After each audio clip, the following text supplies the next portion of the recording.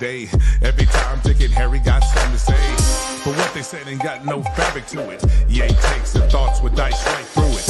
It's all about rumors and people feuding. If we're not uplifting, then what we doing?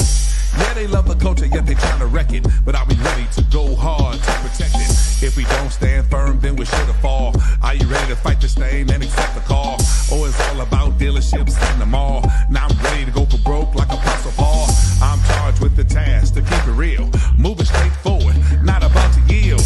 Tackling every subject, yeah, you know the drill. R.I.P. Guru, I bring that mass appeal. Our ancestors stood tall despite abuse. We got all the tools, so what's our excuse? It's time to show a face and take off the mask. It's something every yay, it's the podcast. It's something every yay, it's the podcast. It's something every yay, it's the podcast. It's something every yay, it's the podcast. It's something every yay, it's the podcast. What it do, what it do, what it do. Welcome to another episode. Episode 27.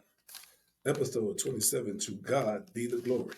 Yes, it's another episode, another great one, because that's what I do. We're going to get this thing started, because I'm very excited about this one here. Very excited.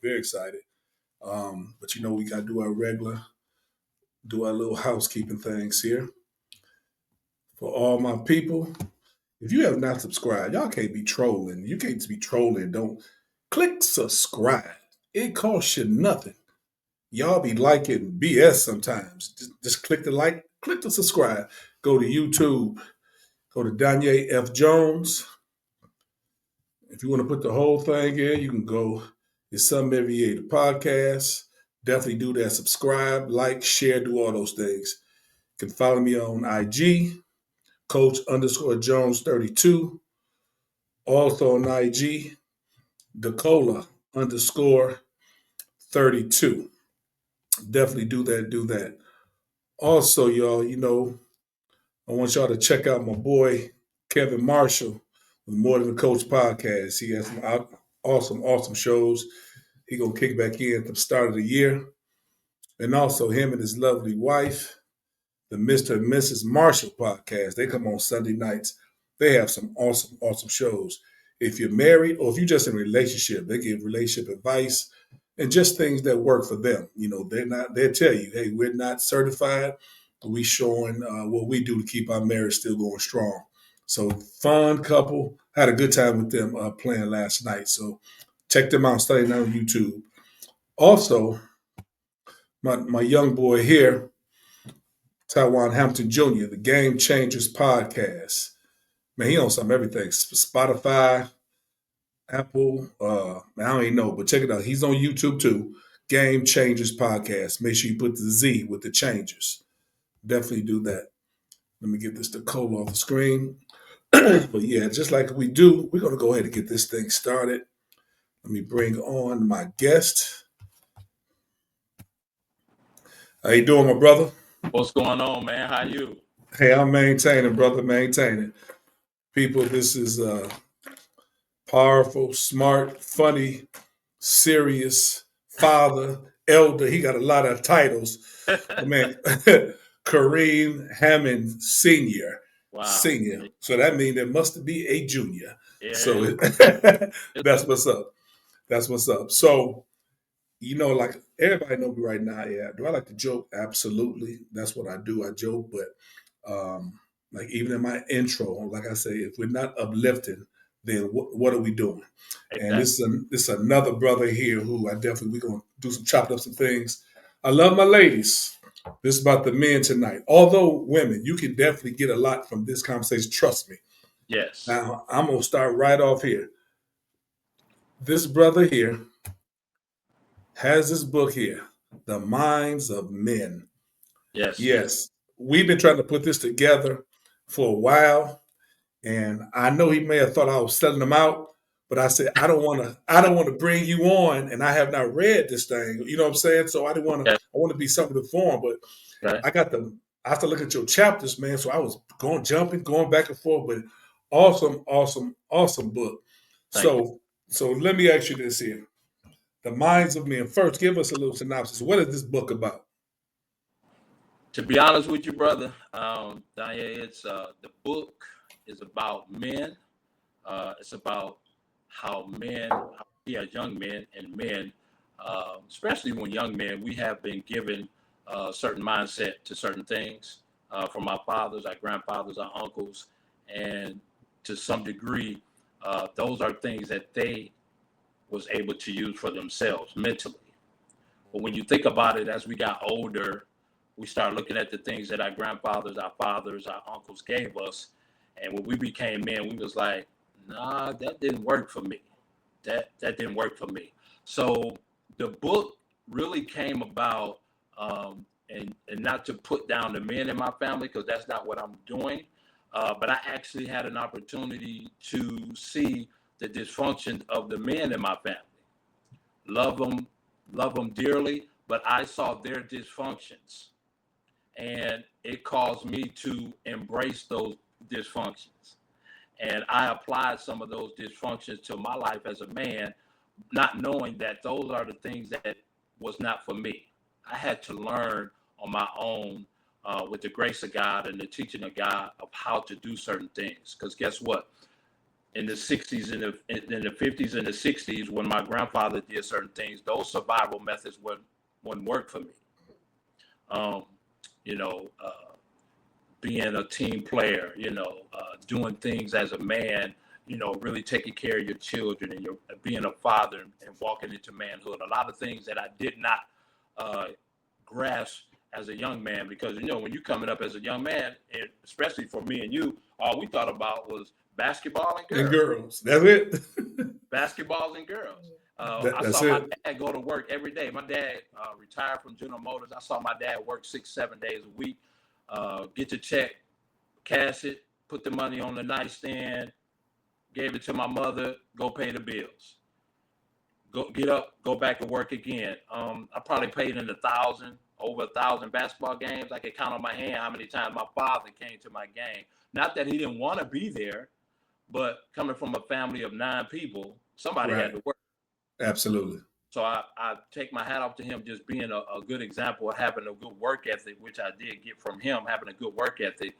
But again, this book really sparked me to do this book, because as a young man, I struggled in school, man. I didn't want to be in the classroom. I had a comprehension problem. I'm not afraid to say it. I had a comprehension problem, brother. I had to read things 2, 3, 4, 5 times before I got it. And as I got older, man, I started seeing and I started developing and working with young men.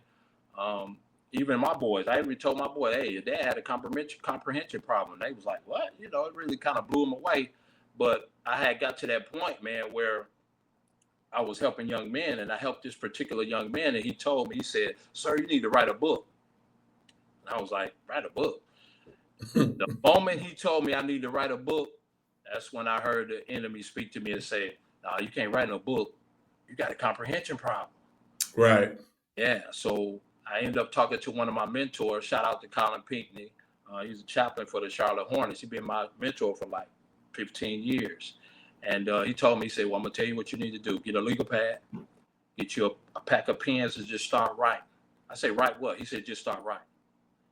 And he said, once you start writing and you're serious about it and stay dedicated to it, be consistent, say God will give you chapters on what you need to write about. And that's how it came about, man. So I started writing this book, writing on a legal pad in 2016. Oh, And wow. the same year, I got consecrated as an elder. So you can imagine how much material I have in this book, how many things that I went through for my life. My life is in this book, as well as men and young men that I've came in contact with about this book. Wow. That's that's awesome. Backstory of that is great. And it was interesting. Um, it's I love the book for this because you infused the book with your experience, and you showed yourself to be vulnerable. I Mm-hmm. mean, and like you said at the beginning, you said you're not trying to talk about the men in your family. you was being real, because a lot of times, we don't want to put our family stuff out there. Exactly. We just want to put the good stuff. You know what I'm Yeah. saying? So that's why I think this book is powerful, because you was able to, and it's almost like the first half of the book is just explaining. You got from the middle and on.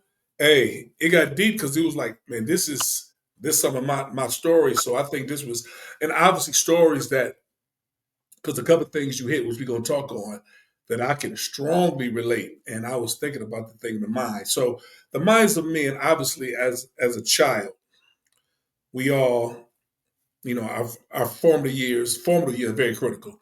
And as you stated, obviously, our mother is, we the one, we cling to our mothers. She's breastfeeding us.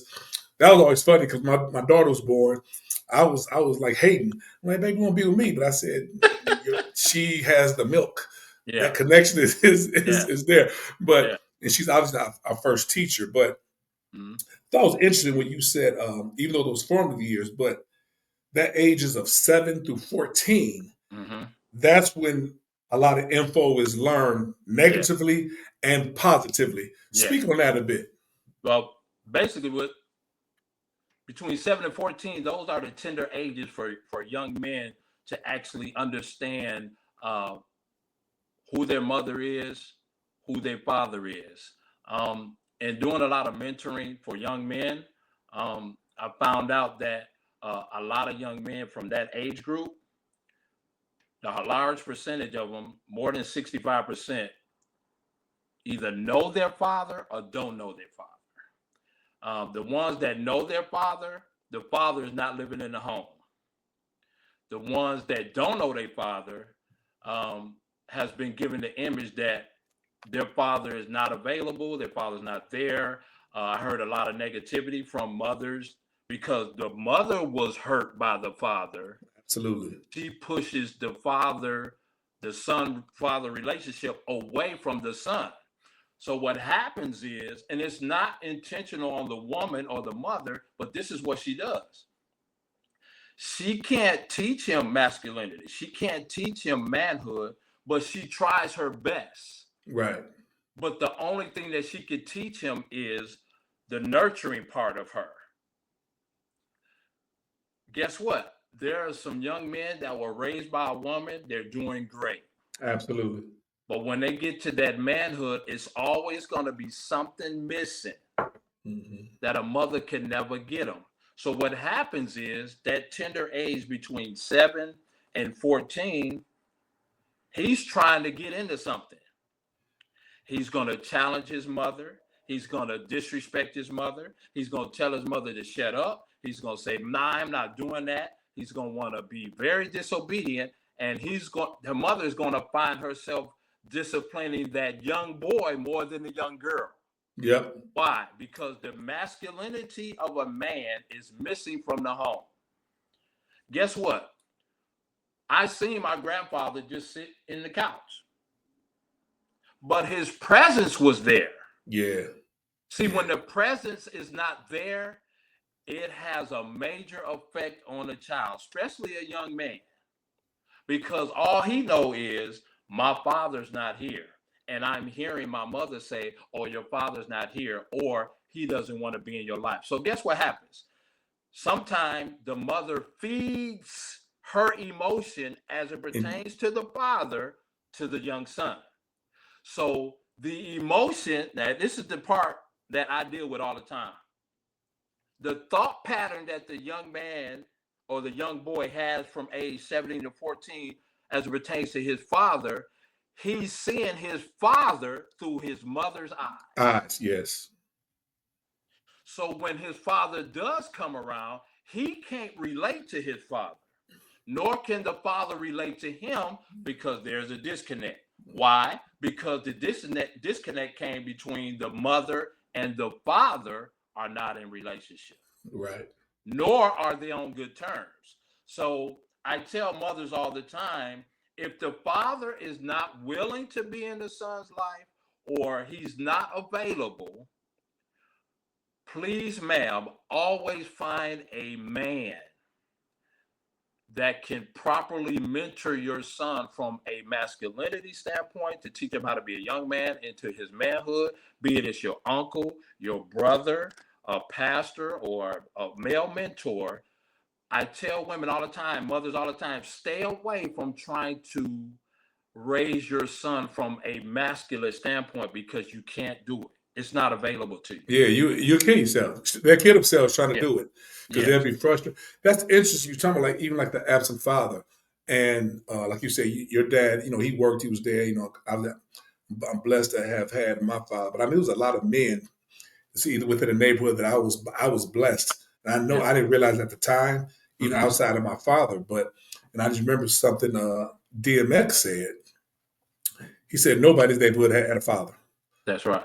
And I thought about it. I'm like, damn, Yeah. nobody had a father. And you kind of spoke of that in the book. Mhm. And what starts to happen, and you said that age 7 to 14 made me thinking, because like I said, I've been in schools, coached and been a dean, director of Mhm. student affairs, and a lot of young men, that age there from 7 to 14, when young men start getting involved in gangs. Mhm. And I'm in here in Chicago, and not that they're bad kids, but Mhm. they're missing that masculine piece that you Yeah. just spoke of. Yeah. Even maybe it might be sending them in the wrong direction, Yeah. but Yeah. that masculine piece they're not getting at home. Yeah. And I think that's, I mean, that connection is, I mean, that Yeah. 7 to 14. When I saw that, I was like, wow, that's their range. Now let me add this to you since you say you're in the school system. So picture this. You have a mother that loves her son. I mean, she would die for him. But he gets to an age around 14 and he starts to smell himself as a young man. So he thinks because I'm a man or he's feeling his manhood to some degree, he's learning a lot of stuff about himself and he starts challenging his mother the wrong way. So he comes at her in a way very disrespectful, right? This is what she does. Well, since you think you a man, Right. get out of my house. So this what happens. So when he gets kicked out of the house at 14, 15, and even 16 years old, the streets Yep. become his daddy. Mm-hmm. Guess what? When the streets become his father, because he's trying to find that masculine love, be it an older gang member or somebody out on Yep. the street, if he shows any love or respect for that man, guess what? If that man tell him to go out here and rob somebody, sell some drugs, do anything Absolutely. because he's feeling that love, he's going to do it because the street has become his daddy. So he don't see any wrong in what he's doing because he's trying to grab hold of something that he should have got when he was Yeah. at home. Right. But the father wasn't there. I deal with numbers down here all the time. 24 million plus homes right now in America. 24 million plus homes have no father in them. Not a father figure nowhere. So you got 24 million plus homes in America right now that doesn't have a father in them. So guess what happens? You have all of these young men and young women that do not have a father active in their life. So we send our kids to school trying to get them to behave and understand that you're a young man, you can't do this. You're a young lady, you can't do this. Well, it's hard for them to do it when the family structure is disconnected. Right.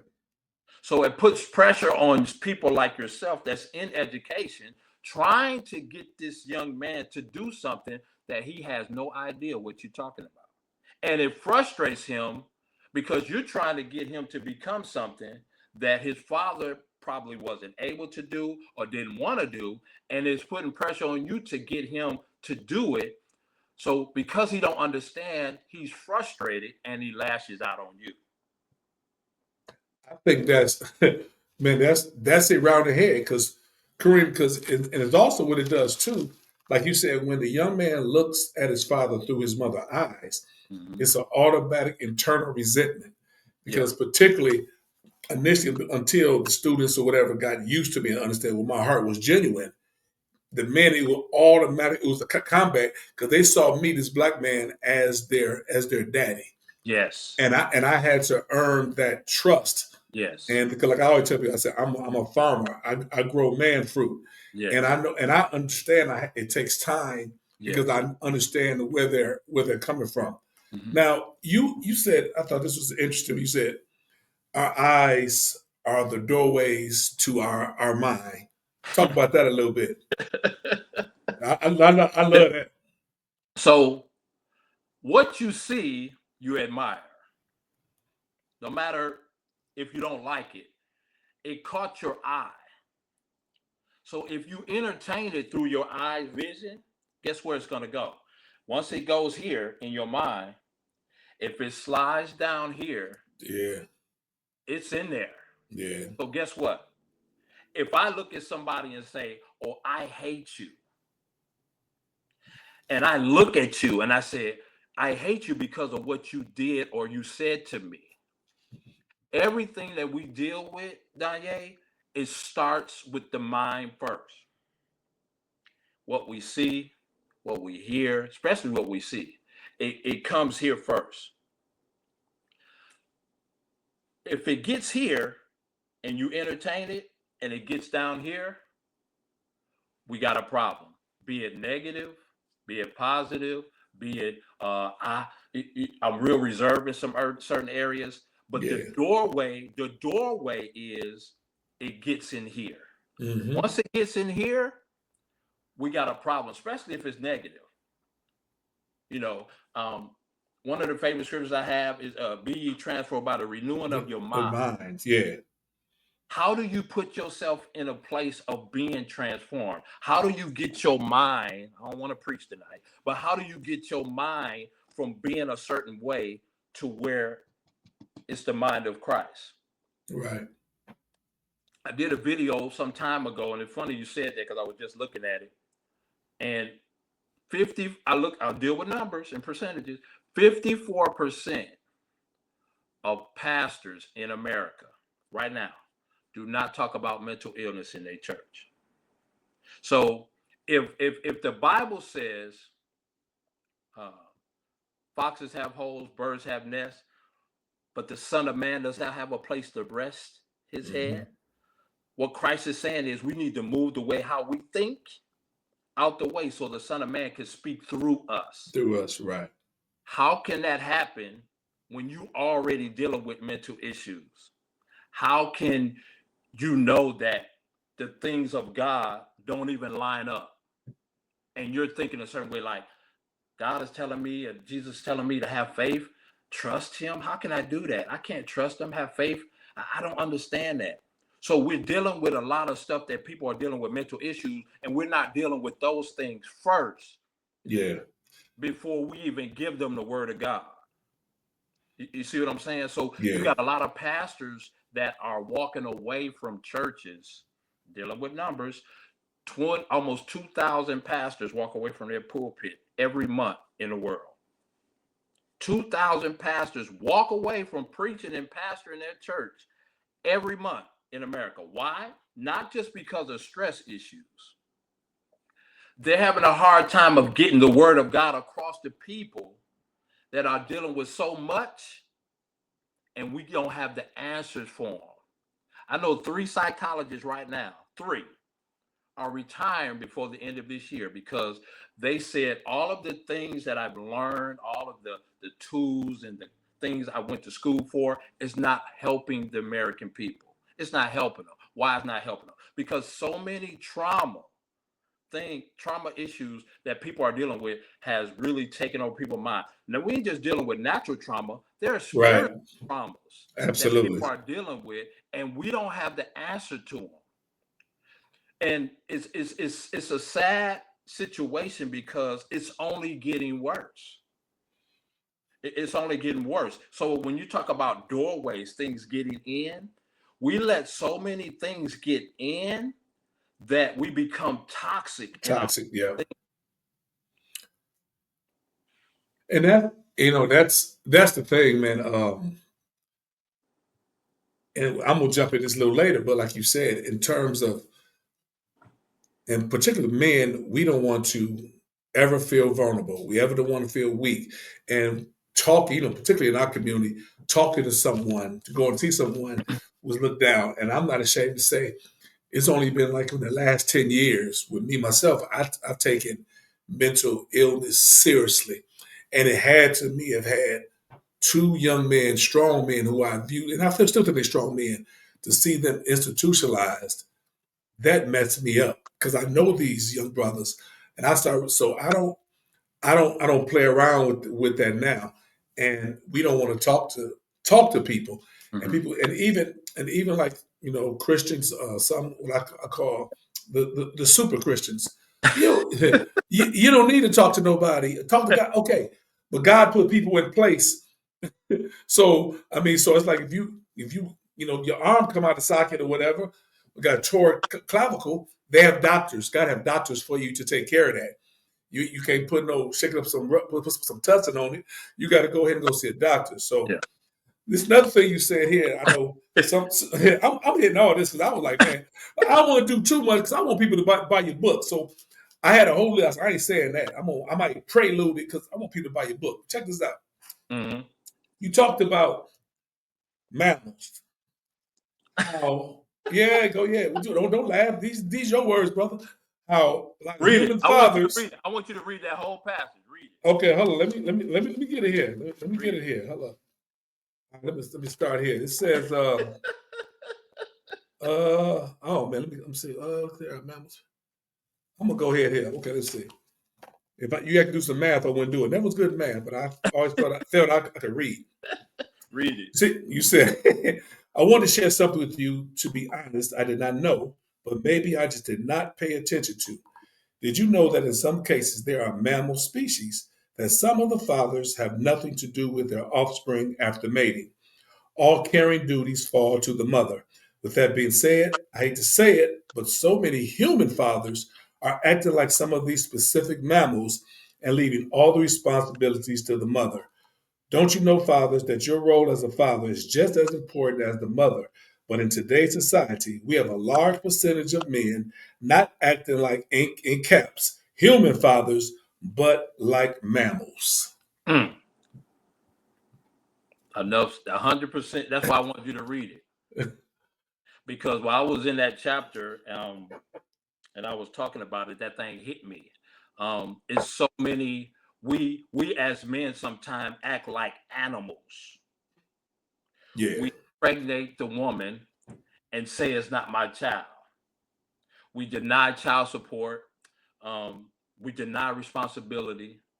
Um, I had a son at a young age, Mhm. and I tried to play that role like, nah, I'm going to play ball. I ain't gonna deal with my son now. My mom said, no, you're gonna do it. But what happened was my mom said, no, you're gonna go off to school and we're gonna take care of your child. Now, I thought that that was cool. But in hindsight, later down the road in years to come, didn't know that that was going to mess up me and my son's relationship. See, But my mother was only thinking, hey, I'm going to take care of your son while you're gone. Go ahead. you But go ahead the and take right care of your thing for business. me to Right. do was to stay here, find a job. If I'm going to play ball, I got to find a way how to play ball, go to school, and take care of my son. So guess what? My relationship with my son was hard to build because of that decision that I made. And guess what it did? It put pressure on the mother Hmm. that she didn't ask for. Right. That was my fault, not my mother's fault. That was my fault. Even though my mother pushed the issue, like, nah, baby, go to school. I'll take care of your son and all this kind of stuff. But it put pressure, and it was the wrong thing to do as a father. So she pushed me in this state of being a mammal. Yeah. And one thing I found out about that is there's so many men like that we don't have a problem laying the seed, but we ain't gonna water it. Right. Right. We don't want to water it. And it's sad because uh, it's been accepted for too long, you know. Um, and we as fathers and men in general, we need to push that envelope to our young men. Hey, man, listen. If you're gonna lay with her, there's a possibility she's gonna get pregnant. And they need to understand that if she get pregnant, you got to take care of that child. You can't go. Right. Everything that you want to do in life is going to be put on hold to a certain degree till you get this right. And I told my sons that. I told my nephews that. Don't be like Uncle Kareem. I made a bad choice, you know. But thank God, man, we're in a place right now where my son understands that. We've gotten past that. He'll be 32 in February. And I know for a fact that um, if that wouldn't have happened, I always look like, man, what would our relationship be like? Right. Right. What would our relationship be like?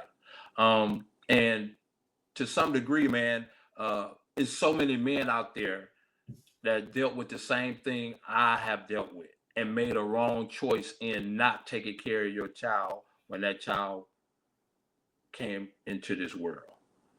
And right now, man, I got a 39-year-old man that I'm mentoring right now. Beautiful family. Him and his wife got good careers. They got 3 children.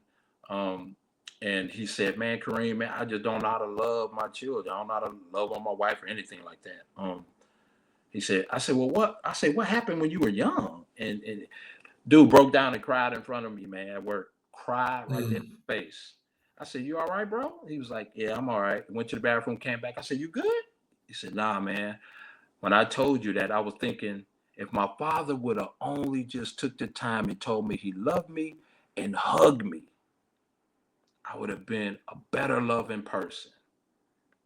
I said, man, well, you just admitted what you're not going to be. I prayed for him right there. The dude is doing much better, man. He's more lovable. He's taking more time Yeah. with his kids. He's loving his wife and stuff like that. But he's 39 years old, man. Wow. 39. Yeah. So this is the stuff we dealing with, man. It's a lot of absent father, absent mind, man.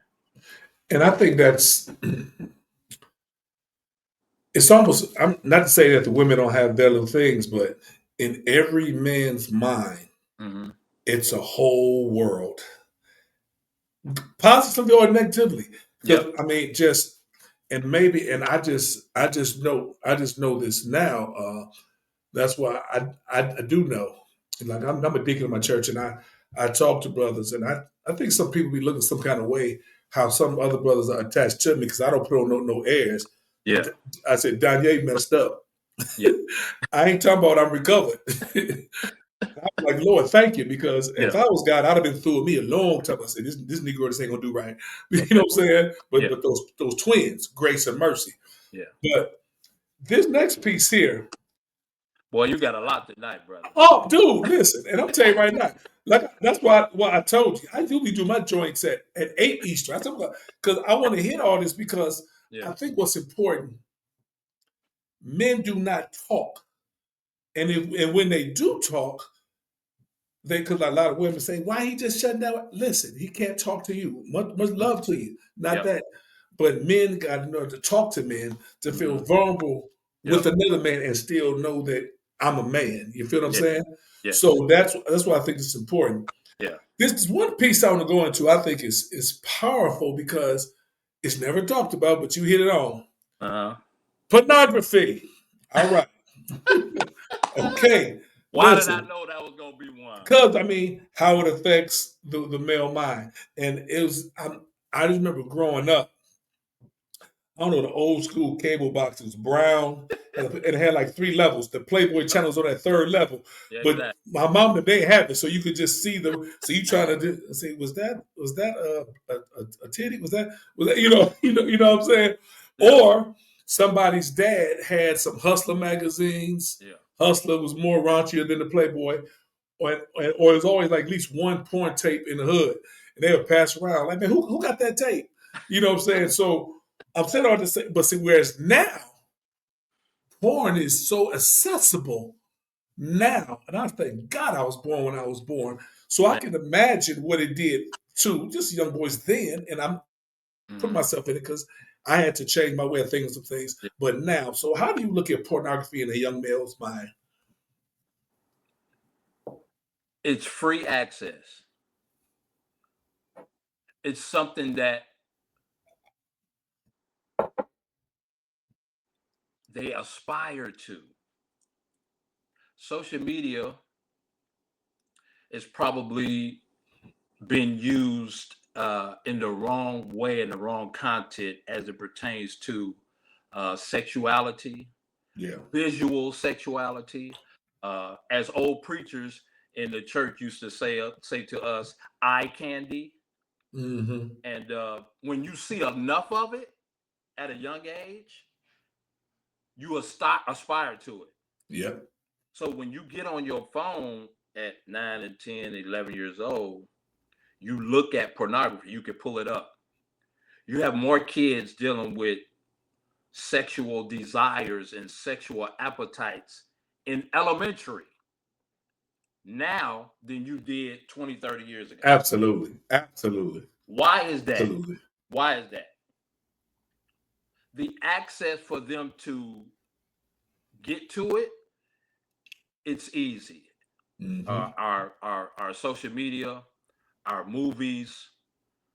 I hate to say this, so many kids have seen their parents having sex, or that young man, that young boy sitting at home. He hears, I've gotten this, he hears his mother in the room with men.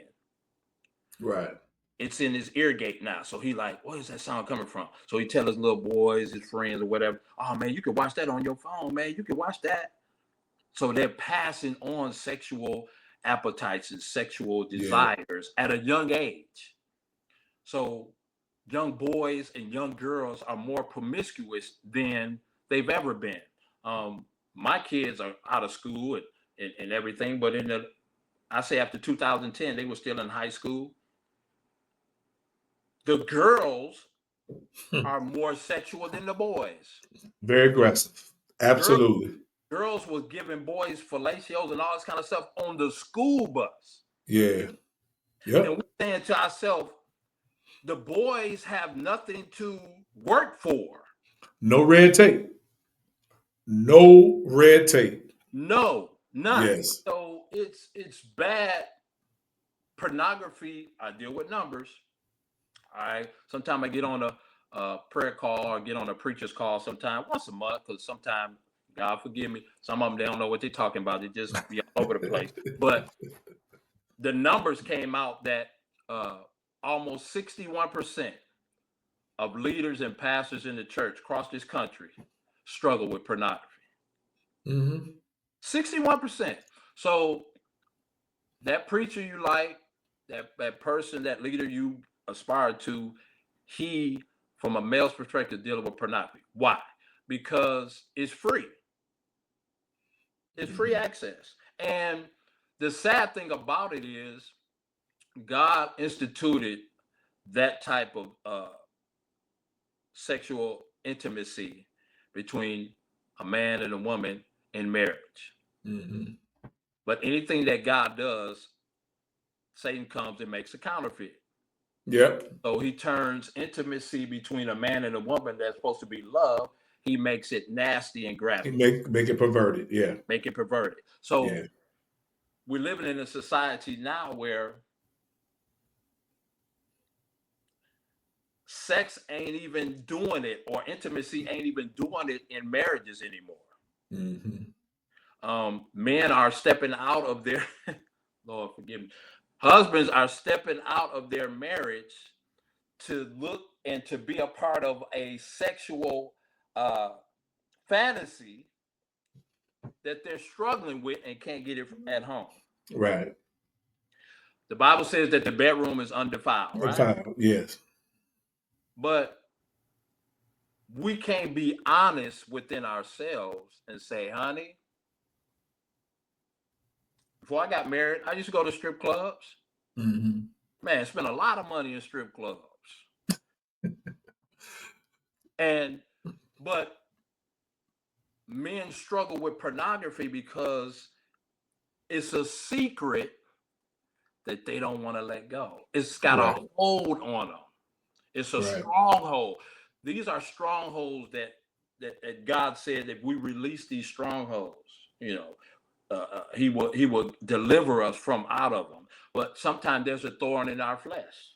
Yeah, right. We don't want to let certain things go. And the reason why pornography is so high is because these are strongholds that, as men, um, we don't want to let go because we have an appetite for it. I'm gonna give you a good example. I like chocolate chip cookies, right? Mm-hmm. So if I have chocolate chip cookies in the house, I'm gonna eat them because I like them because I got an appetite for them. Now, guess what? If I ain't got none in the house, hey, I'm good. But when I feel like I got a craving for it, Right. I'm going to Walmart or wherever I need to go get me some chocolate chip cookies. I say all that to say this. We might not struggle with pornography every day, But but it's because in you have it. an appetite Time for it for it. Yeah. and that thing raise up, guess what you're gonna do? You have a choice to make. Either you're gonna indulge in it or you're gonna say, Lord, I need your help. I need to get out of this. Because if you really think about it, if you're indulging in pornography and you're married, I see it as cheating. Yeah. But that's just he's just struggling. He did no, because why would you want to watch pornography, see two people being in an interaction, and then it's disrespectful that you, as a man, you want to try that on your wife? That's but see, Yeah. it's real deep, but these are the things that men don't talk about. So when I talk to men, um, one of the first things I talk about, I say, "Hey, man, you have any things that you know dealing with?" They always say surface stuff. Oh, I'm angry. I'm mad. Right. Right. Oh, yeah. I'm just I'm tired of this. I'm tired of that. Oh, you got a gambling problem. You got an alcohol problem. You got a drug problem. Do you deal with pornography? Oh no, I don't do that. Those are the main ones. Yeah. Yeah. Main ones, and it's bad, Danye, because again, pornography is really high in men because um, we're hunters. Right. Naturally. Yeah. Naturally, we're hunters, so we Right. all trying to go after whatever we want to go after. And I think the enemy really has a hold on a lot of men's mind as it pertains to pornography, because number one, it's free. Yeah. It's something that's given out and we just grab hold of it. Like you could turn on your phone right now, man. You can have all the safeguards you want on your phone. You're Right. still able to pull up pornography on your phone. Right. Right. And that's the thing, because even if some men may even have respect of their wife to the point where they won't try that, but then they're going to step out and do some things because, like I said, it feeds it. Like you said, it starts where, like you said, it starts in the mind first. You, Line it, first. you know what I'm saying? So it's just when I when I look at that, I'm like, man, and like Lucifer, no, he know what your thing is. Lucifer, no, he can't bring no cocaine to me. He can't bring no heroin. Don't You bring know, no spot. and for me, like I said, I always love women Yeah. and those things. That's why I had to kind of safeguard with that because I know, and even when you try to stop, you see pop ups or something. So I think that is so powerful when you put that in there.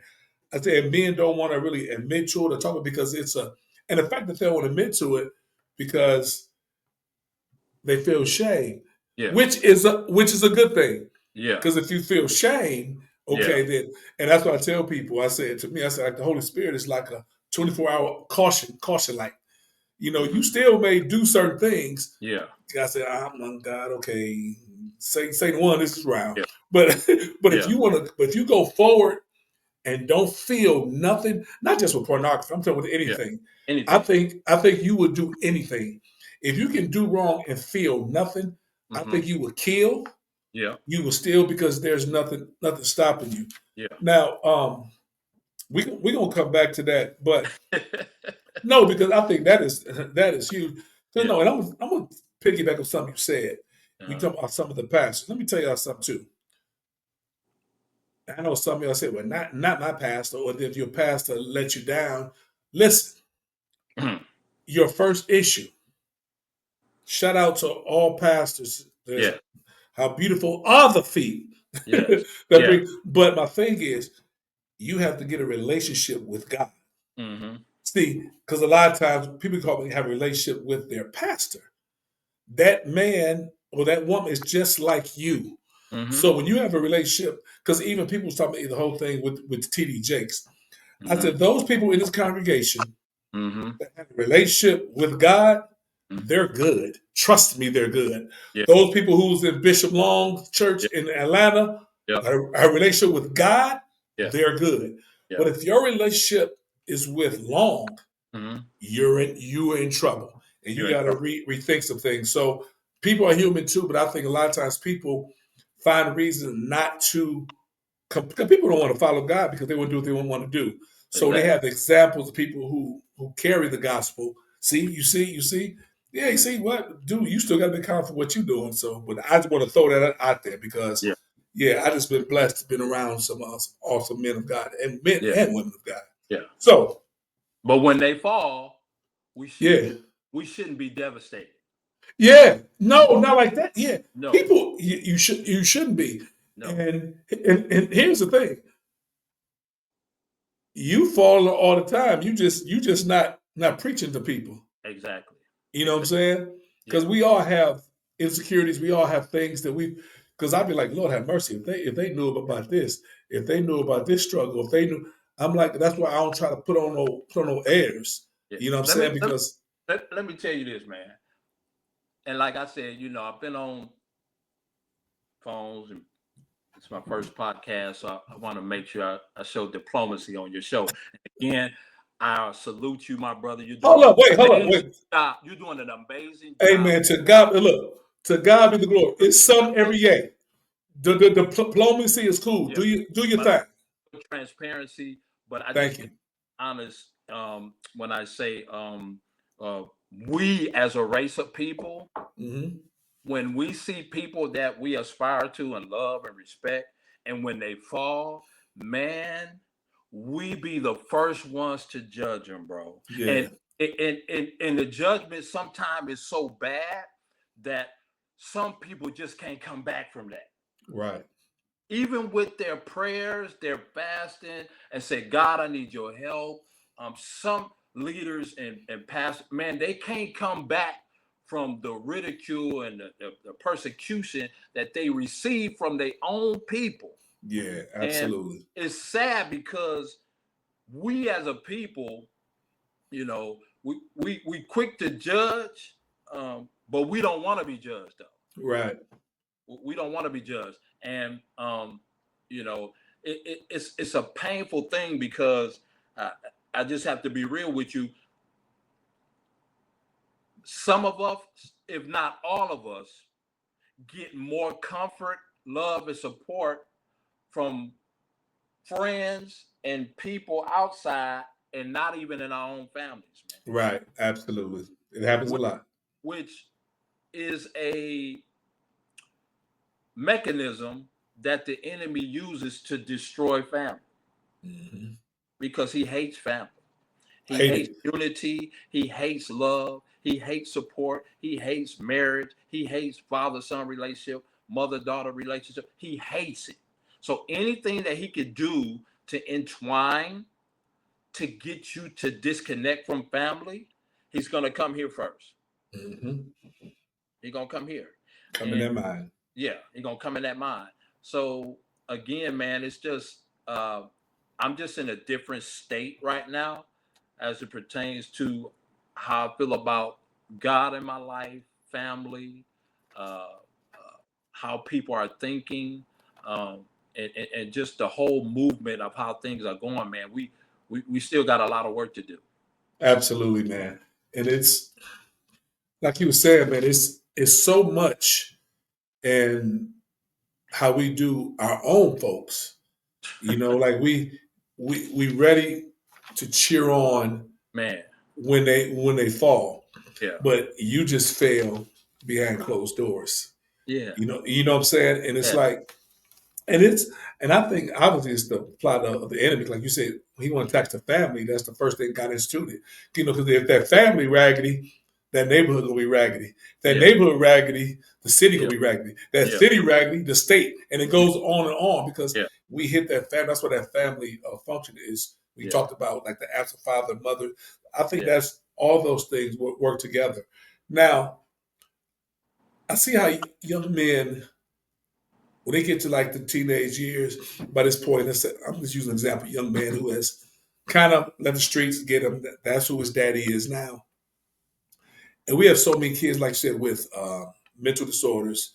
Like the PTSD is it's Mm. real. It's not just for soldiers. Because like I said, I've been in Chicago and I've been at this some hood school too particular. And I had to learn this, man. Some of these kids have seen more death than some soldiers, just actually visually seen it. Mm. And so you take that piece into their mind. And something you said that really hit me. Like when you're responding to a defiant male, Mm-hmm. you talked about. Hold on, let me go right to this here. I thought that was huge because I was right on point with that. Hold on, I got it here, bro. Hey, listen here. It says when responding to a defiant male mind behavior, do not punish them in the moment. Instead, tell the young man or adult man that you are very disappointed and we can discuss the consequences of your action at a later time. What that does, it gives them time and space to reflect on what they said or may have done. It gives them time to calm down, think about the actions. And I said, damn, that was exactly right because, dude, that's what I do. When I was a teen, I was saying I had these reflection questions Yeah. because even though they put me on 30, and I be wanting to slam Yeah. them, and Yeah. I be mad. I said, you know what? That's why I got that thing. I said, hey, be slow to speak, quick to listen, slow to get angry. I got it in front of me. It ain't for the kids. Yeah. It's for me. Yeah. So to put them away, then they will come back and hopefully they can answer reflection questions. Yeah. So why do you think that is so important? I think it's for something for the women to Okay. do with that defiant man too, not just for the men.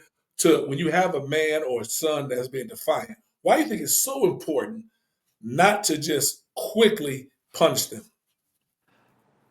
9 times out of 10, he's already hurt and he's already offended. Mm-hmm. There's nothing you can do about that. He doesn't know how to explain to you or express to you that I'm hurting. I need you to love me. I need my father. Yeah. Mom, dad, I need you to understand me. Right. I'm tired of you just downgrading me and downplaying me. I'm only getting out of this life at this young age or as a man what I'm receiving. Right. I can't give you what I don't have. Mm-hmm. Give you an analogy. A homeless man come up to you and say, "Hey, I'm hungry." You have a responsibility. You're gonna give him something to eat. You're gonna take him to get him something to eat.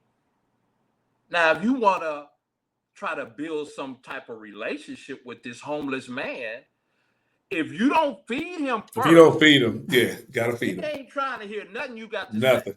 So this is what Absolutely you do: nothing. feed him first.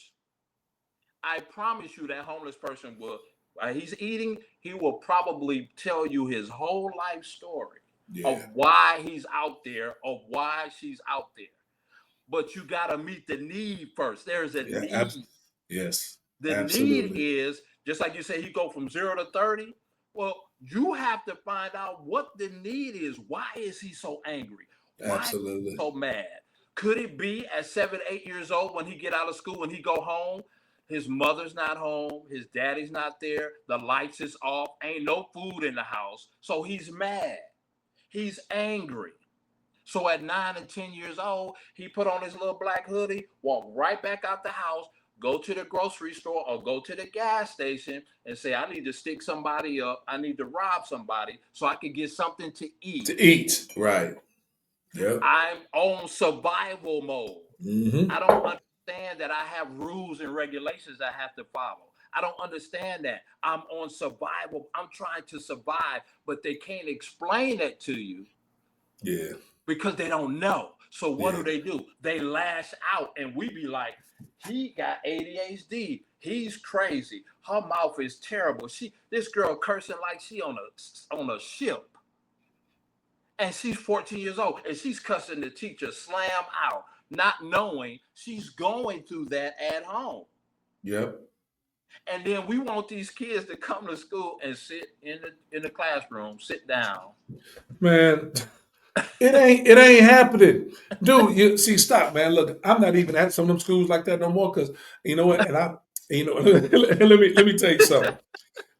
Initially I felt a little guilty because I said, man, because I know those kids still need me.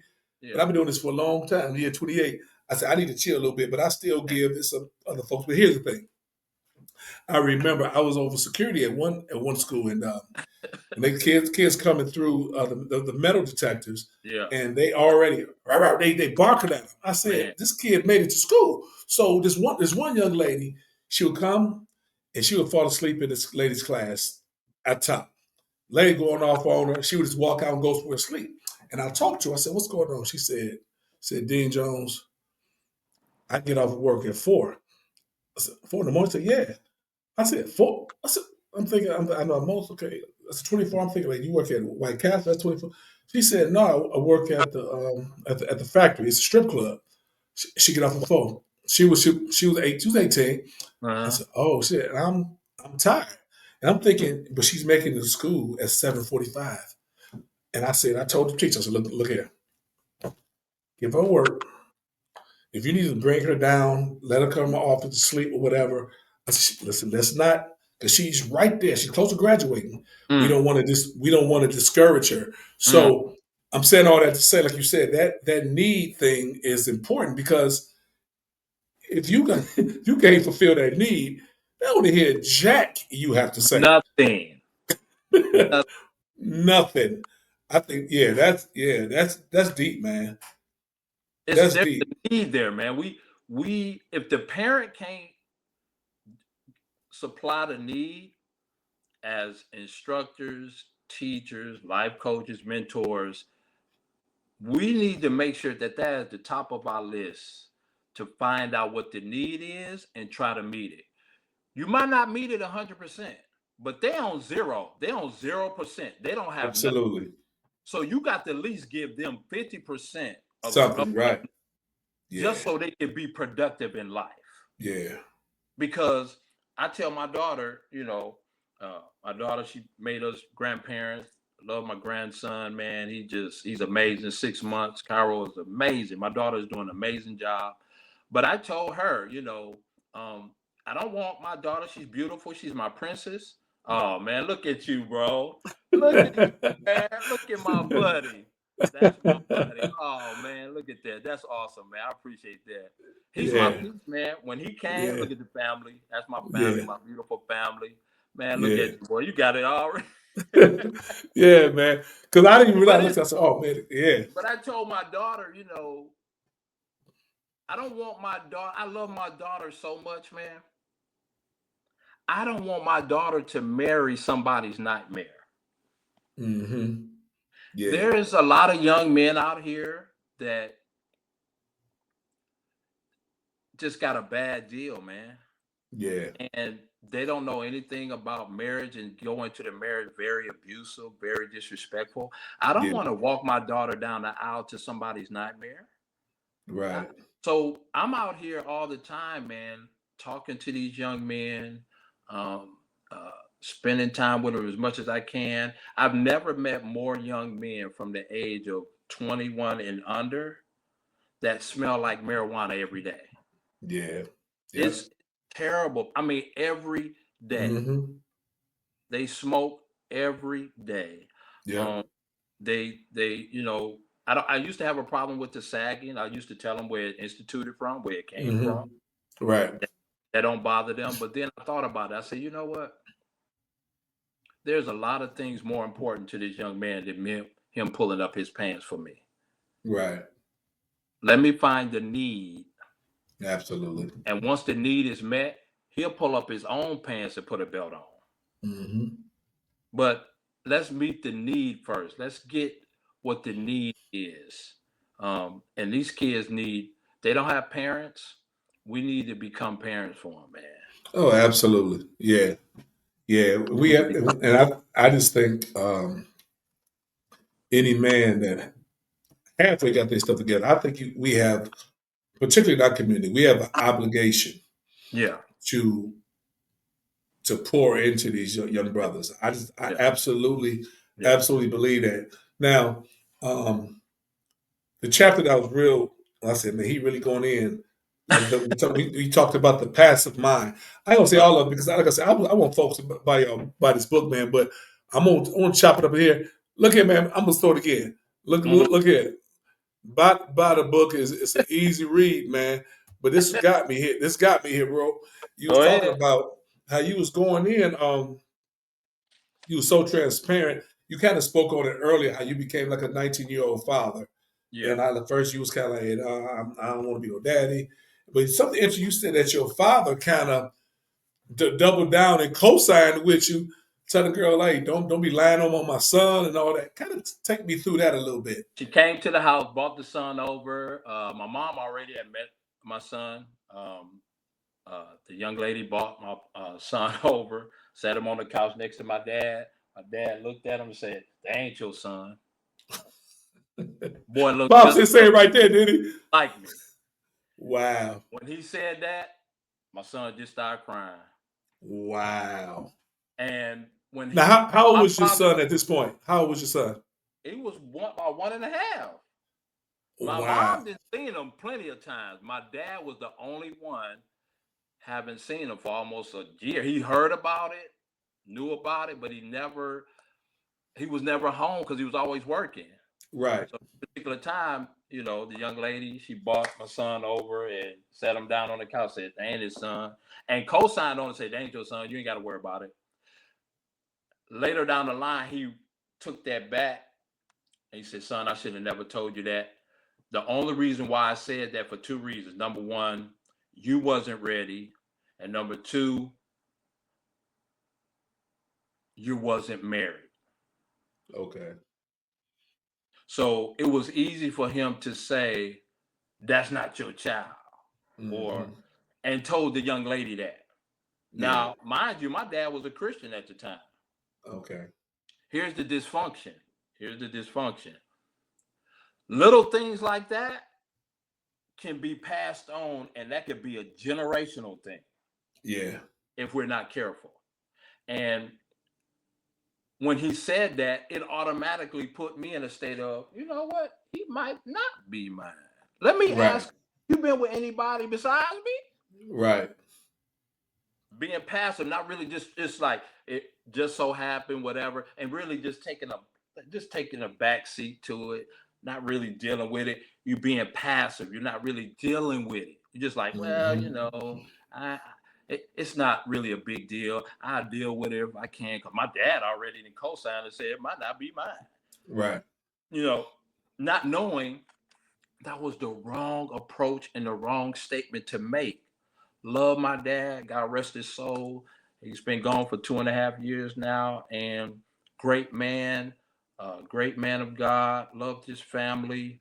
Um, but again, those are some of those things that we inherit from our fathers, our grandfathers, Yeah. uncles when we were young, and they just went on what they thought was best for us at that Right. moment, Exactly. Right. They and it wasn't. exactly. So Right. the statement that my dad made, that wasn't the right statement. But he thought he was safeguarding me. Hmm. He wasn't. He was actually hindering me. Right. You see, Right. and it's a shame because when I say passive, um, it tends for us as men to look at things from a small scope. Right.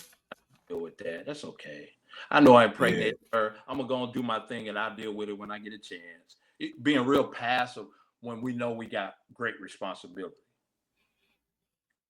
So yeah, that was a touchy chapter for Yeah, me. and it was easy for you to not even embrace that because you wasn't seeing that child every day, Nope, nope. and so it's out of sight, almost out of mind. Uh, And one of my partners, man, he had a He had a crazy baby mama. I ain't gonna lie, this chick was crazy. Lord have mercy. I said, you had two with the shit? But and he would tell me stuff, and I saw some of the stuff she was doing, but I said, but look here though. Then, like you said, she was kind of those kids start seeing him through her eyes. Yeah. I said, you know what? This is my guy. I said, look here, dog. I feel you say I know she crazy, but you know what? When that little boy's stomach hurt in the middle of the night, he's walking in his mama room. Mm-hmm. When that girl come on a pier for the first time, she walked Yep. on mama room. You're Yep. not there. Yep. So no matter what, we know she's out there, Mm-hmm. but that she's holding it down. So we got to take those things Yeah.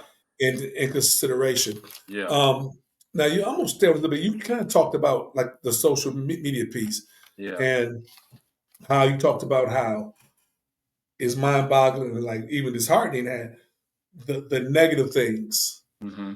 and the things that we ingest, and Yeah. that's what's getting all the love, all the Yeah. negative things. And how do you look at now like social media, and not just with kids? Yeah. How and I'm gonna say again with our community, Mm-hmm. we are so indulged on BS, Yes. Mm-hmm. and how is that affecting the Yes. even not just the young male mind? We know how they like sponges, but even the adult male mind. Social media can be a powerful engine um, in so many positive ways. But unfortunately, I think a lot of social media, especially a large percentage of it, has really brought a lot of negativity uh, to the platform, and it's celebrated. That's Right. it's celebrated. Um, this podcast, this right here, it's gonna get views um, because we're talking about some things. We're talking about life. We're talking about men. We're talking about things that are really happening. But if me and you got in an argument, we start cussing each other out, start threatening each other, we'll get more views Right. because negativity sells. Yeah. Emotionalism sells. Yeah. Materialism sells. Um, Anything that has something to do with out of character, uh, demeaning people, defaming people, that gets more attention than anything else, which lets me know as a people and as a race of people and just people at large, we struggle with something that, um, two things that we struggle with. Um, we struggle with all people. We're very unfulfilled people, Hmm. and we struggle with emotionalism. I got to get out here on social media and tell people how I really feel. Right.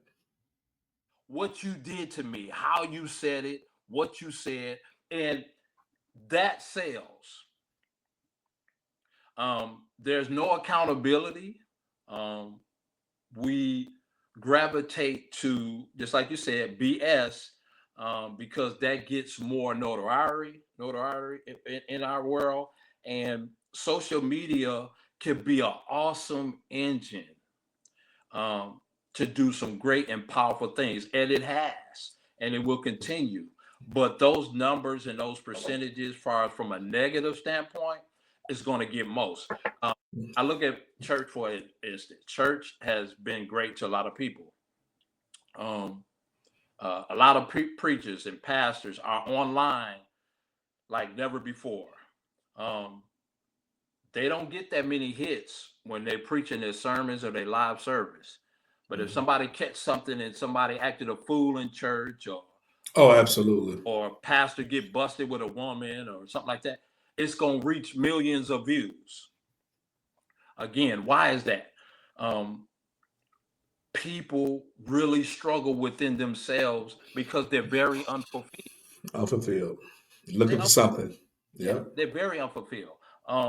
And I need something to feel that. Well, what can I fill it with? I'm gonna fill it with emotionalism. Um, I'm gonna fill it with I did this, I did that, I did this, I did that. And we really don't celebrate what needs to be celebrated. Hmm. Um, a lot of things that out on social media, I see on TikTok and YouTube, I hit like I hit like. I like it. I like it. I like it because it's what people are doing behind the scenes, but it don't get You don't get, yeah. accolades. It don't get any accolades. It don't get the attention that it should. So what I do with men is I'm trying to create an atmosphere for men to come into a room or in a setting or in a podcast and say, "Hey, I know how you feel. I've been there." And I Mm-hmm. can tell men and young men, you know what, man, I failed as a father.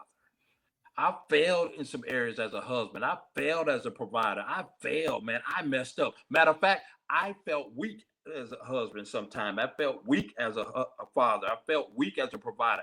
I have been there. I know what it feels like to not be able to provide or not be able to make that stance and say, I'm not going to be a part of this. I'm not going to be a part Right. and be the man that you're supposed to be versus I'm just going to be passive and just say, nah, I'm just going to chill on that. And sometimes it makes you feel weak as a man. Sometimes it makes you feel like a failure as a man. But guess what? That's the transparency that needs to be said to men. Like, hey, man, don't worry about that. I went to a man, I'm going to say this. I went to a men's fellowship at a church about a month ago.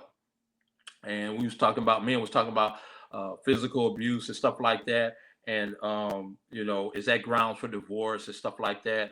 And then he was going like, yeah, Moses got the writ from God saying, hey, get this letter, get divorced and all this kind of stuff. And then one of the brothers in the back stood up. He said, well, I understand physical abuse, but what about verbal abuse? Is that the same thing? I'm not hitting my wife. I'm not beating my children, but I'm getting downgraded as a man. I'm getting downgraded as a father, and I'm getting cussed out. I'm getting threatened. Can I walk away from my marriage? Can I end my marriage? Man, out of 72 men in the church, including pastors and preachers, it was complete silence for at least 15 Wow. seconds because nobody had the answer.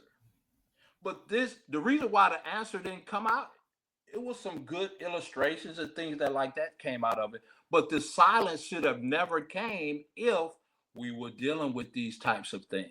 Yeah. It blew everybody away when the man stood up and everybody looked around like, oh, I don't know how to answer that one. Right. That tells you right there it's not being talked about enough because Mm-hmm. there are men that are getting downgraded by their spouse. They are getting downgraded. The mother is talking about the father to the children. The husband is talking to the children about their mother, downgrading her, downgrading him. And the kids trying to decide, oh, am I going Who to side with who mom? go right, right. Dad? So the whole family is just torn apart and separated because nobody wants to talk about what's really going on. Going on. Yeah. Yeah, that's what we're dealing with, man, on a consistent basis. But nobody wants to talk about that. They don't want to talk Yeah. about It's it's so much, man, and yeah, and I ain't through, bro. I'm telling you, I was looking forward to this, man, because hey, so I don't know. Hope you got time, but I, we are I appreciate you, man, going through the whole thing. no I, real talk, man. But when you talked about even in like the restoring of the mind, and you was talking about like the family loss you had, it hit me a little different because was somewhat similar mm-hmm. in the losses you had. Obviously with your mom, because I was my Yeah, mom first, and you mm-hmm. lost your sister, and then your pops. Yeah, I was my mom and sister yeah, in a 4 month span, yeah, and my sister was in a car accident too. You yeah, know what I'm saying? It was crazy. Then and I lost my dad, my mom and sister in '95, my yeah, dad in '03, and my second oldest brother yeah, in '09. That's yeah, 14 years. So, and how you was like dealing with that, and obviously you're still being a father, still working, still mentoring, but you had some needs that had to be met too. And what really tripped me out using this depression state, when you talked about this, people may look at it as a little thing, but you talked about how your garbage come on Tuesdays and you didn't even want to take out the garbage, and your wife did it twice. And I like you said, that is a man's job because yeah. fellas, it is, it It, is. it and is. and how once you got back when you came to yourself and told Yeah, her she shouldn't have been having to deal with yeah. stuff that you was gonna kind of speak on that a little bit. Well, going back to '98, I went home and decided to get married in Saginaw because it was much cheaper and more reasonable to get married in Saginaw because my wife Yeah. was from Chicago. Oh, okay. Okay. It was reasonable. So her family was from Pennsylvania, Chicago, so it was easy for them to come over to Saginaw. They was like, "Hey, we could just do it in Saginaw," not knowing when I came up here, wanted to get married. Everything was festive, getting prepared for the wedding and everything. And my mother pulled me aside and said she had lupus, and they also diagnosed her with congestive heart failure. Now, Okay. mind you, I'm finna get married, and uh, dealing with that, getting married, and getting ready to be a husband. KJ was born, Didi was already here, and dealing with that, and then coming back home thinking I got to be a husband now, I got to be a father full time, and my mother is dying. Right. Um, Mm. she finally passes away, and I lost something, um, which my wife couldn't give me. My Hmm. wife is my wife; she's not my mother, so Right. I lost that. Um, Fast forward, um, 8 years later, my sister dies in a car crash right there in Saginaw, going from Saginaw to Flint, and she died in between there, right between Mount Morris, right there, and Okay. on black ice. And we were on our way to Pennsylvania, the whole family driving. Had Escalade at the time, driving in the mountains. You won't get no signal on your phones or nothing. I hate driving to Pennsylvania. That's a whole other story. Yeah, I hate driving there. yeah. Yeah. So when we broke through the mountains and we actually was almost in Pennsylvania, we was right there on the border between West Virginia and Pennsylvania. Our phones just started going off. Now I'm driving. My wife looks at me and say, "Hey, honey, you need to pull over." I was like, "What's going on?" "You need to pull over." Pull over. Said the sister Siobhan was in a car accident. They don't think she's gonna make it. When I came to, that was in the middle of the night. When I came to, I was laying in my father-in-law's bed, man. And Wow. when I woke up, my wife was sitting on one side of the bed. My father-in-law was sitting in a chair. Two of her male cousins was there, um, and my son was there. They was all sitting in the room. I was like, "Man, what's going on? Why y'all all sitting in here?" They had to remind me what Me? happened. Oh, what? Wow. I lost it. From Hmm. what I was told, I blacked out, got out the car, screaming down the highway. It just screaming because it was like maybe 4 or 5 hours before that. I just talked to my sister. Hmm. So it's different in losing a sibling versus losing a parent. Absolutely.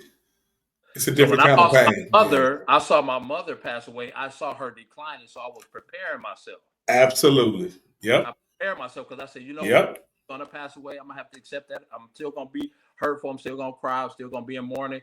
But when you lose a sibling A young quick like sibling. that, a young Yeah. sibling, man, Yes. it took me there, and it took me a while, and I still deal with that. Um, so death has been something. Then fast forward, my mother-in-law was like my best friend. I love my mother-in-law. She was a great woman. Anything I wanted, she did it for me. So when she got sick and she passed away, I had to deal with losing somebody that I love again, and it just really did something to me and my father. So in between my mother-in-law passing and my father, I was writing this book. I had to put it off to Hmm. deal with that Right. hurt, that pain, and losing someone that you love. It people don't understand until you lose something that you love, especially a loved one that means so much to you. Man, something happens to you, and Yeah. I had to go and get help. I had to go and talk to my mentor counselors. Shout out to uh, Bishop Ron Frierson in Saginaw. He's like another Yeah. spiritual father to me. That's my spiritual father. He's always covered me. I Yeah. talked to him many a times, many nights about all of this, and he really loved me where I was at. Let me do a lot of talking to get it out so he can properly mentor and give everything that I need spiritually and naturally.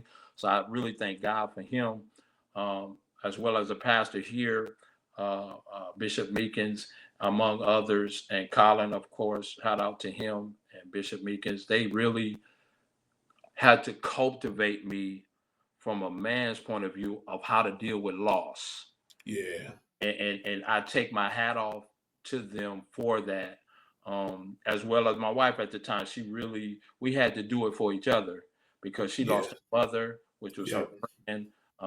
She was close to my dad. I mean, he came down here. We had to get him whole nine. We just dealt, and it was in her mother passed away that September of 2020. I want to say, and then my father passed away. I'm just losing my mind on that January.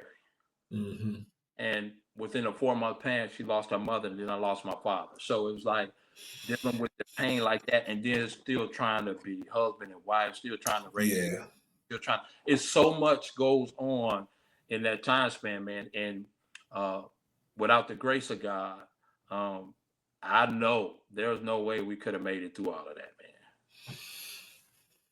That. Yeah, man. You take you taking me there, man, because that's what I tell people. I know they mean it in a good way, Mm-hmm. but if your parents or a sibling that still breathing and some so who lose, don't say, I know what you're going through, because you don't. And I do know they mean well. Yeah, Don't say that. yeah, No, you don't. You yeah, don't, because you can still go talk to your mama. yeah, You can still go talk to your daddy. You can yeah, still go talk to your sister. yeah, And I know they mean well. Like, yeah. that's something that you really should not say, because No, no, you don't. yeah. And I think that is, yeah, that's amazing, and people need to hear that too. Um, I'm gonna have to have you back. There's some other stuff I want to hit too, but this, but it is. But something you talked about, like the last chapter of your book, how the male mind needs God, needs God, Yeah. and I think, and that's one of those things. And you said something similar. I forgot the page, like you was talking about, just trying. Just try. You have. Like, just think about it. If you try to walk Christ-like, Mm-hmm. and let's say you die, let's say all this is a hoax. It's nothing. What have you lost? But if you look at it as a hoax and Mm-hmm. die and realize, hey, you've Mm-hmm. lost everything now, and it's too Exactly. late. It's late to go back. So the male mind. Talk to me about, why does the man needs God? Why does he need God? There's two things that men struggle with: his humanity and his masculinity. Mm-hmm. A man needs to understand that he can be masculine, but he also has to understand how to be humble. Yeah. When I talk to men and say, "Hey, man, uh, have you tried them? Have you Mm-hmm. tried God?" Um, I got a friend right now, full blown 200% Muslim, Mm-hmm. 200%. We don't argue about Yeah. God and Buddha. Uh, uh, what's the name? Allah. We understand our relationship. Yeah. One thing I can say about the Muslims, there's some disciplined brothers. Absolutely. So I don't. Absolutely. We don't get into the discipline piece because I know where he at with that. Our discussion is always God. How do you see him? How would you want him to? How would you want to see him? So when I introduce men to God, I only go through it with my experience because Mm-hmm. this is what he did for me. Absolutely. This is how he brought your boy out. I prayed to him, man, on my knees in a bedroom with the door closed, with the lights off, and I prayed specifically this particular thing, and it came to pass. Yeah. That's how I know that he's real to me. Guess what? I don't have to force God on you. Mm-hmm. All I'm saying is give him a chance to come in and do something that you know yourself can't do. You can't do right. Just try. So my introduction to them is, hey man, look at your boy, man. This is what I went through, and I prayed to God, and I tried him, and he met me where I was at. Mm-hmm. Now, guess what? He might not meet you where I'm at through your way you see it. You got Right. to come to him like this. Yeah. So guess what? I know how to talk to God right now in a specific prayer in a specific manner that I use different language. People don't believe in speaking in tongues. I've done that before. I've uh, uplifted my language when I talk to God. But you just coming off the street Yeah. and you're gonna be like, yo, God, And he hear you. yo, And he's still yo, gonna hear you. Yep. he's still He's gonna hear you. still Yo, gonna hear you. yo, your boy Hammond said, if I come to you, you're gonna meet me. I need you because I'm about to go do this. I need Yeah. you to send me a sign or something so I won't have to go do this wrong. I promise you. If you trust him, he'll do it. And the only reason why I said it that way, because I told a brother that. I said, man, you just come to him.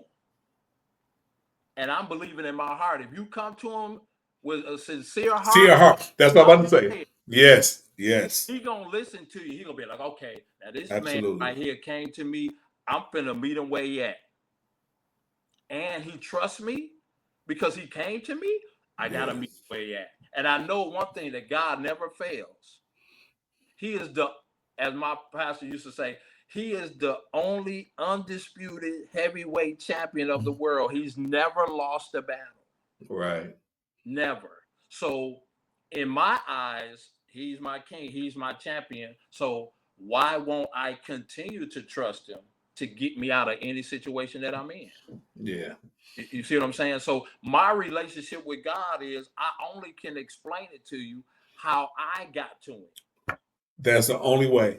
That man, I think that's so powerful what you're saying because people are not going to receive or even understand scripture.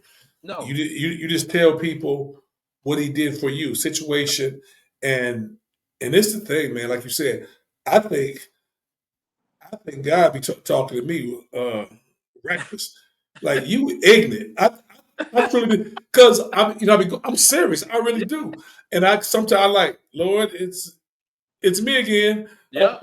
You know what I'm saying? Because, and I just think because everyone's situation is different. I love when the children of Israel was going across. You know, they got to the Red Sea, Yeah. going across on dry ground. Mm-hmm. When you see the walls of the water, Yeah. to me, that should have been enough Mm-hmm. to trust. But even after that, they still was Mm-hmm. complaining. They were still And then, complaining. as Christians now, we see that and we judge that. I Yeah. said, well, you may not have walked across dry ground, but you had Yeah. some Red Sea moments. Exactly. How about the time you got that job that you weren't qualified for? Exactly. How about the time you got the money when they're about to cut your Exactly. life? So we all have these moments, Yeah. and that's what we have to share Yeah. with people. Yeah. You know what I'm saying? Because and I don't promote saying I'm this man. I'm raggedy like everybody else. The Yeah. church is a hospital. Yeah. Everybody's sick, seeking the same Yeah. thing, man. So Yeah. I think that was huge. And I And want also to getting him, not to cut you off, but no, go also ahead. in getting God, there's two things that will take place in your life to keep you in perfect peace. Yeah. And also to it reassures God in your life. He gives you two things. He helps you build your relationship with him, and he gives you favor. Hmm. The favor is it's not fair. Favor is not fair. Your favor that you get, it might not be the favor that I get from him. Right. Absolutely. So it's not fair. They ain't even. Your favor Right. might be more granted than mine. Hmm. But the bottom line is he's gonna meet you where you at. and he's going to give you an opportunity to build your relationship with him because you trust him. So because you trust him, he's going to open up more doors for you. Right. Because he can trust you with more. Because you took the time to say, God, I trust you and I want to trust you more. So guess what? I'm going to give you this favor, son. I'm going to give you this favor, daughter, because you going out on a limb to trust me with your life. Richard Smallwood, if you want to trust me, that song is done. So look, he basically look. All you have to do, just trust me. And and let me tell y'all something. Those well, the church folks know this what I'm about to say, and people who don't know, you can't let no preacher get to talking, man. You can't look. He can't help it. He can't like Peter. What Peter said, I can't but help. I'll tell you what I see. See right now, Kareem brother. Right now, he got the can't help it. He got the can't help it right now. But you know what though? I think that's awesome, and that's the biggest thing because we are because see a lot of men look at like they're submitting to a pastor. That's because and that's the thing. It's ratchet pastors. It's ratchet teachers. Yeah. It's ratchet police officers. It's ratchet everywhere. It's ratchet cafeteria workers. Yeah. This lady used to give us like 5 fries at BV. Five. Yeah. Particularly, girl, don't scoop them fries. They ain't your fries. She was ratchet, but that's a whole other story. How you give somebody 5 fries? Yeah. But the point I'm saying is, just try them. Yeah. Just try them, and I think, and I'm gonna look. See, I gotta actually this here. I'm sorry, but look here. You talked about forgiving yourself. Mm-hmm. To be able to forgive yourself. Yeah. How do you do that? Why is that important? I had to realize that I was messed up. I had to realize that I did make a mistake. I had to realize that I did fail. I had to realize that I hurt my family's feelings. I disappointed them. One thing I did years ago, man, as I got closer to God, I set my family down. True story. I want to say about 8 or 9 years ago, I set them down in the living room. I said, hey, what y'all don't like about dad? I asked my wife, what y'all don't like about me? What you don't like about me as a husband? Man, they told me the dirty truth, bro. I walked up out of that house, pissed off. What? Come on, dog. Walking down the street in the rain. Wow. Man, how dare they talk to me like that? How dare they say this about me? And I got about 2 miles from the house, and the Holy Spirit spoke to me and say, you asked. Yeah. Yep. Now go back and apologize and just say, thank you for sharing that with me. Dad gonna make some changes. As your husband, I'm gonna make some changes. And I had to do that. Mm-hmm. But here's the thing. I had to forgive myself. Yeah. Man, that's one of the hardest things that a man deal with. One word, pride. Yeah. The Bible says that pride becomes from a fall to a haughty spirit. Mm-hmm. That pride that you have as a man, that you don't want to say, I'm sorry, please forgive me. You hold that thing on, it's going to lead to a fall. The fall could be falling from grace. It could be a heart attack. It could be a stroke. You could receive cancer in your body. All of these things result from that pride that you embedded in, and it becomes bitter. Yeah. It's not my fault. It's everything else. You're right. And that's one thing that men struggle with is pride. Yeah. I'm right. I'm the man. It's by way of the highway. I'm the man. I'm supposed to do this. We have to be able to accept to say, you know what? At the end of the day, long as we're 100%, you might be 70 today, I'll be 30. Mm-hmm. I might be 90 tomorrow, you 10. But at the end of the day, it's 100%. Be it marriage or family. At the end of the day, long as you're 100%, it's okay. Somebody's going to be, listen, you can't, as a man, you cannot be afraid to say, you know what, you're right, I'm wrong. Yeah. Yeah. It takes nothing from you. It takes nothing from you. Yeah. But that's the humility piece. That's the masculinity and the humility piece that we don't. They battle every day. They battle every day. I'm a man, but I can't cry. Who say you couldn't cry? Yeah. Who told you that? I know so many people, men told me I couldn't cry. Don't you cry? They ain't a man. Yeah. No, man. If you don't, you know how many men, put it like this. Because I've been to the prisons, did prison ministry. Um, a lot of men say, I wish I could have cried. Maybe I wouldn't be here.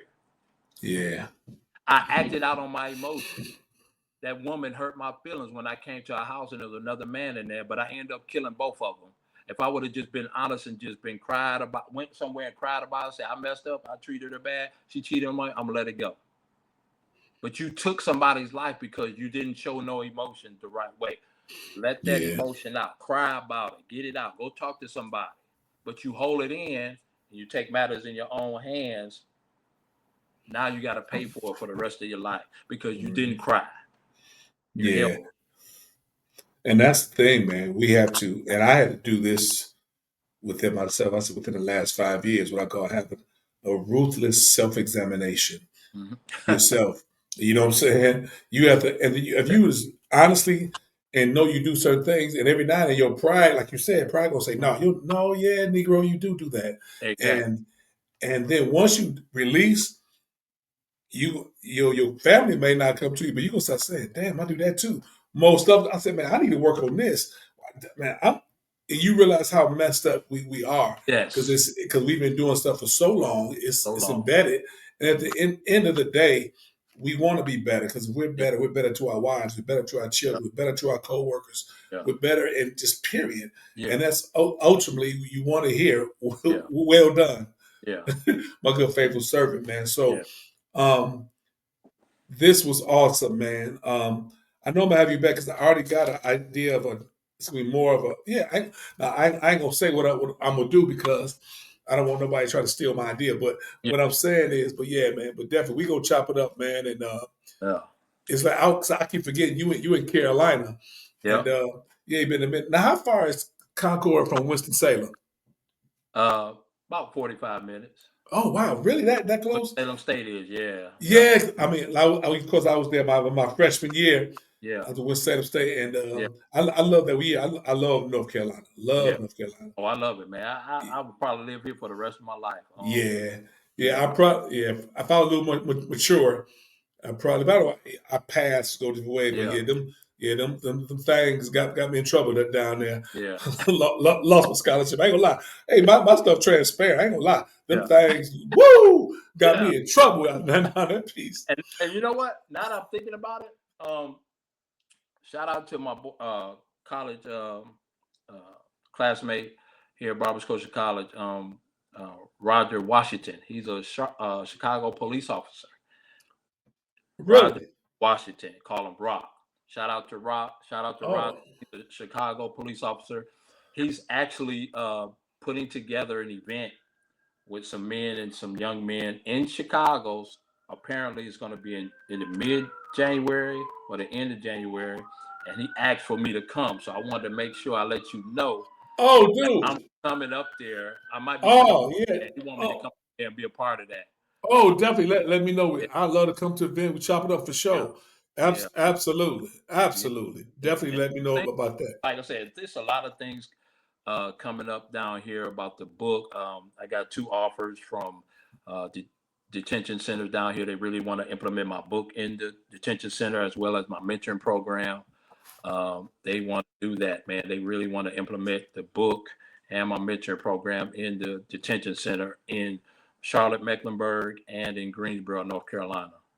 Oh, and look, I didn't mention, I'm glad you said it because what was great about the book, after every chapter, you probably can't see because of the lighting, Yeah, you give a little questions for the yeah, because so this book literally can be your personal book to yeah, write down your thoughts. yeah, I think this is awesome, y'all. yeah. Now I know books. I got the book. So how can they get your book? Right now, the book is available on Amazon. You can go out on Amazon and get the book. It's a very not a complicated read. It's definitely a 5 star right now on Amazon. It's doing amazing. What I did not share was December of 2023, Christmas Day, the book actually came out, and I prayed about it. And when I prayed about it, uh, God and the Holy Spirit just said, just get your book out. So Yeah. all year for 2024, I have just been getting my book out, telling people about my book. When you get my book, take selfies. So all of my social media people are taking selfies with my book. I Yeah. have not did one book signing in this whole year. Wow. Not one. He said, just get the word out, get your book out. I have had so many countless emails and text messages of how my book has been a blessing to young men, Yeah. men from all walks of life, not just African American, Black, white, Chinese. My book is in the United Kingdom right now. Oh My wow. That's is in what's up. South Africa right now. Um, my uncle right there in Grand Rapids, Michigan, is doing a book club with about 20 men right there in Grand Rapids. So God is really just opening up some doors for this guy, man, and I'm just blessed and thankful for what he's doing. I know 2025 is just I got so much stuff going on, man, and Yeah. God is opening up more doors. Um, I've gotten the book to a couple of NFL players, a couple of basketball players. So to God be the glory, man. How they display, how they do it, it'll be a Yeah. blessing on that level. Just to see them actually interacting with the book or get back with me about the book, that'll be amazing. And I'm just looking forward to it, man. Like this book is an open book. It's only about sparking a conversation with men as it pertains to how we think mentally, as you were saying. At the end of every chapter, I put 3 questions in there. I want you to be able to regurgitate and think about what you just read in that chapter. Yeah. Answer those questions before you go on to the next one, Next. because Yeah. it'll make you feel like you're a part of this book versus just Absolutely. reading it. And I'm Yeah. just thankful, man. I'm just thankful for God. My family has supported it. So many friends and family have bought my book, man. And I'm just thankful, man. I appreciate you getting my book. I appreciate you reading up. You're the first person that just questioned me about so much about my book, man. So I'm so thankful and honored, brother. Yeah, man. I couldn't because when we talked about it, Yeah, because I know you probably said he ain't gonna try, he ain't gonna have me on there, but I didn't. I didn't want to come on here naked, man. yeah, Not knowing about the book. You know what I'm saying? yeah, Because I want to be fair, yeah, and I want to have because this is a real conversation. And like you said, yeah, it's a man book. Y'all. If you know me, people talk to me. Hey, yeah, I'm always gonna uplift black yeah, people, black men. But it's a book for all men, yeah, and I think even women. It's good if you have brothers, yeah, that's going through stuff. 'Cause a lot of yeah, times we don't talk about stuff. And yeah. this brother today sent me this. That was my disclaimer. It's for all men, but this is about the brothers. A brother Mm, sent me this today. I said, dude, stolen. I'm just said, black man to black man. I hope you win the battles you don't talk about. mm, And he sent me that today, man. I said, yeah, mm. man, because we don't talk. So we have to talk to each other. Yeah, If you don't have nothing but one guy that yeah, you can feel vulnerable with, yeah, and not and because like I yeah, said, because iron sharpens iron. You know what hmm, I'm saying? So yeah. and hey, I told y'all, and I'm not patting myself on the back. God has blessed me to Man, know some amazing people, man. yeah, yeah, And like as soon as you told me at the bus, oh man, yeah, I got to have this brother on. Then man, because the title got me, the yeah, title. So when I started reading, man, so I appreciate you, man, and yeah, I know, yeah, we ain't beefing. You ain't gonna get 1,000 likes, but like you said, you know yeah, how it is. yeah. Angels in heaven rejoice when one Rejoice, man, over one, over one. over one, over Yeah, one. so I know people gonna get a lot from this, my brother. Yeah. And man, listen, it's time for me to toot your horn, man.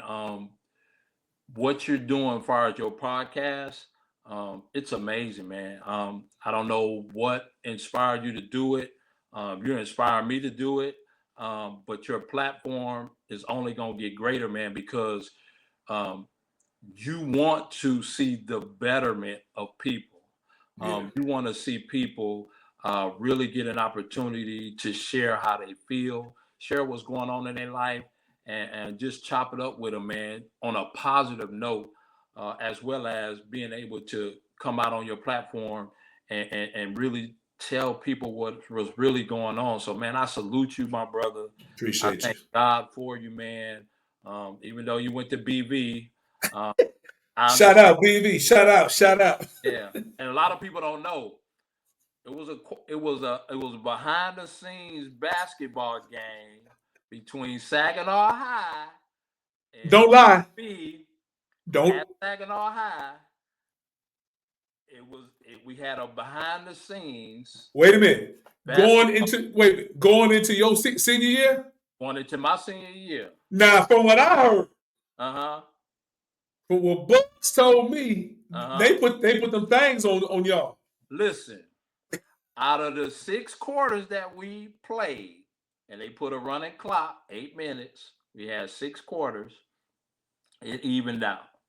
But when Okay. y'all came in and put the jump on us, and Toriano Smith, he thought he was the man because he was playing against his brother Jew. T. So Smith. Yeah. there was a lot of jawing going back and forth. Yeah. Andre Gibson, I remember him. Yeah. Yeah.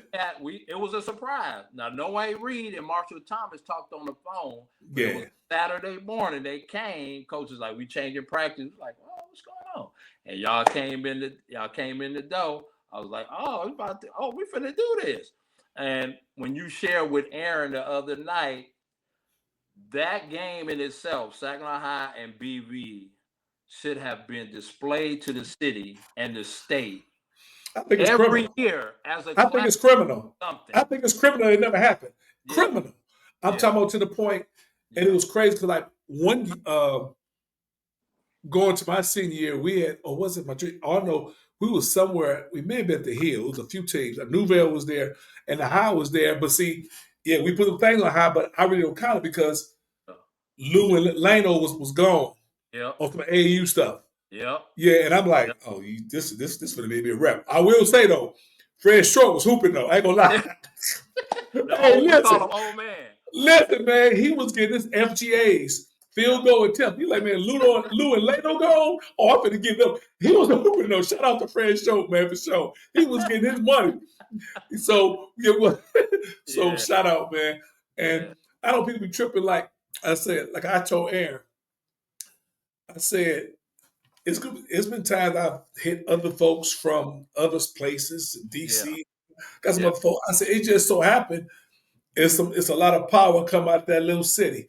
A It's lot. like it's a lot of power. In basketball, man. Yeah, Nothing yeah, like yeah. We got everything. I mean, like I said, like you now we talk about hoop, but you yeah, ain't on there for hoop. We talk about hoop at the end. that's right. Well, since you brought it up, but we're gonna end it with this here. Saginaw United. I know it's kind of sad, like for the High to officially stop. I love how the High and the Hill during that time they had their last game, how the Yeah, everybody was reminiscing. I thought that was love. that was So love. how you looking right now with Saginaw United? I think it was from a business standpoint. I think it made a lot of sense. As far as educational, the decrease in students on Mm-hmm. both sides of town Yep, uh, absolutely. going down. So I think from that standpoint, merging together made a lot of sense.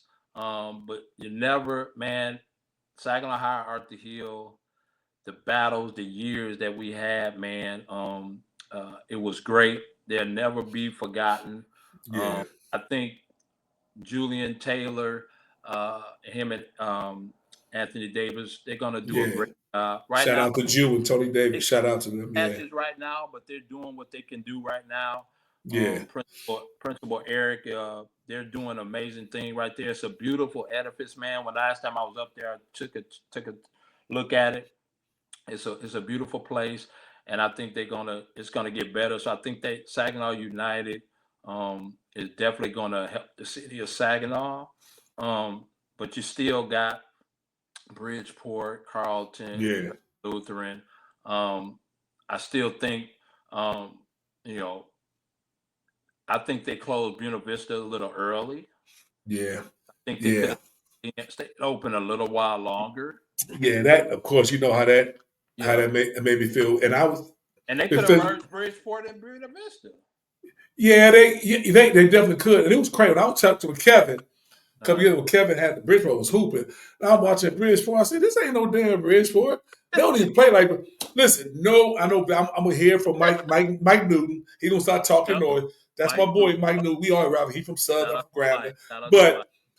But Bridgeport, stop. Yeah. Stop. Y'all knew what it was. I mean, now my junior year, the game was close. We won, but senior year, it was routes. And I mean, shout out to Corey. Shout out to Punch. Shout out to Teddy. Prentice. You friends all them, yeah. But man, we man, listen. You know that was about to be a 30 piece.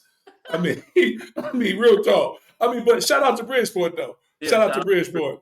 But to yeah, man. So yeah, it's good. I love to see my city do well. And yeah, I actually talked to Eric. I ain't know Eric was principal. I saw him this summer at the Grown yeah, Folks Lounge picnic. yeah, He had yeah, showed me the whole phone version. He was proud, which as well he should be. And I was proud of him. I yeah, remember as a shorty, then his dad Buster. Shout out to yeah, R.I.P. Buster. That yeah, was my man. But yeah, yeah, but much love to you, man. I'm gonna yeah, chop it up because when you come shop, man. Yes, hey, get this book, y'all.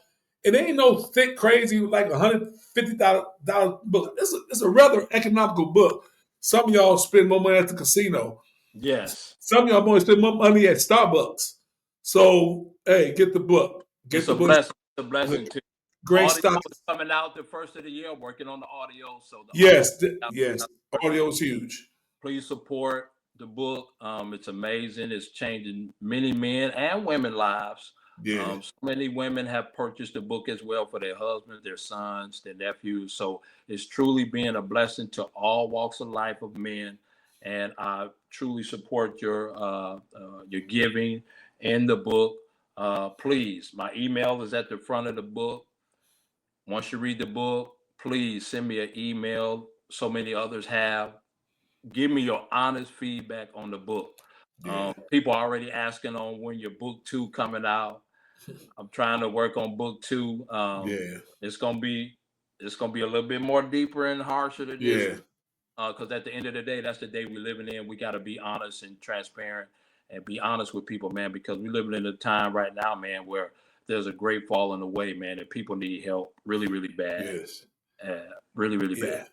And I try to get, I want to give all of them, so what y'all back. We didn't even hit the sexual abuse piece, but No. that's in this book. Woo! And I ain't gonna even say it. That's in this book. That's a cool. little teaser, which was Yeah. huge. Yes. But man, I appreciate you for being on, man. Thank you for having me, man. This has been amazing. I love you, man. I do. I love you as Love a you too, brother. man. When you come to the shop, man, don't come in and Oh, say, it didn't. I couldn't hook. No, dude. You come. Let me know days before, man, so we can definitely I'll link let up. you weeks in advance because again, it's supposed to be a major event. He's putting it together.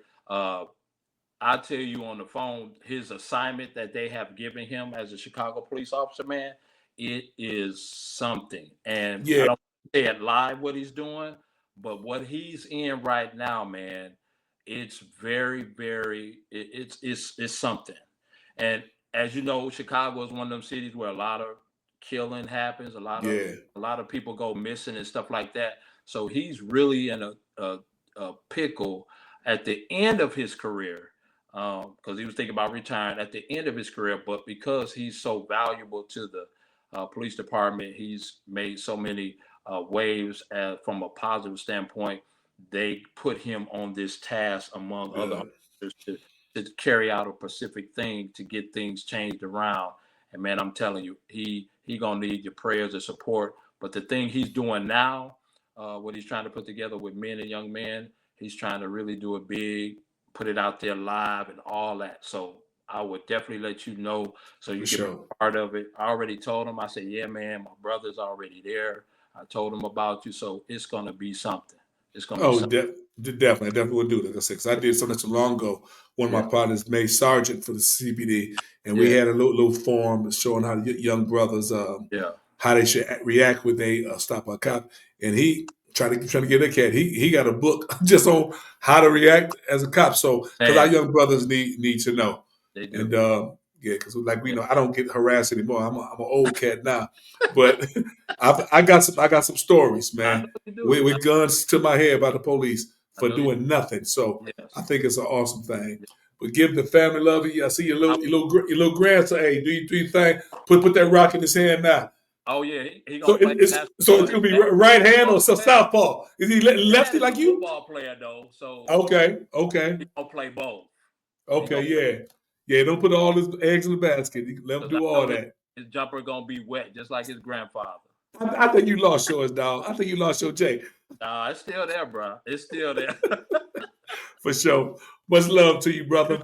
And appreciate you, man. This is Love you, bro. Kareem Hammond, y'all. Get the book. Get the book. Get Much the book. love to you, bro. All right, man. God All right, bless. deuces. All right. All right. Yo, I told y'all, hey, I knew it was gonna be long. I didn't know how long it was gonna be, but I don't care. Like I said, we only here for a little while. I don't put time limits on nothing I do because, like I said, if it's gonna help somebody, that's all I'm about. So check me out. Y'all have a Merry Christmas, man. Have a Merry Christmas. This gonna by the time it's air, Christmas will probably just passed. But y'all have a Merry Christmas. Enjoy your family. It's about Emmanuel. So let's go ahead and enjoy it. Love on your family. And Jesus is the reason for the season. You know what I'm saying? People are going to say otherwise. But just like the elder, the preacher, the bishop said, try him. Just try him. So much love, y'all. Check me out Friday for my Friday Fable. You already know I'm going to come with something. I don't know what it's going to be, but y'all definitely come with something, though. Holla.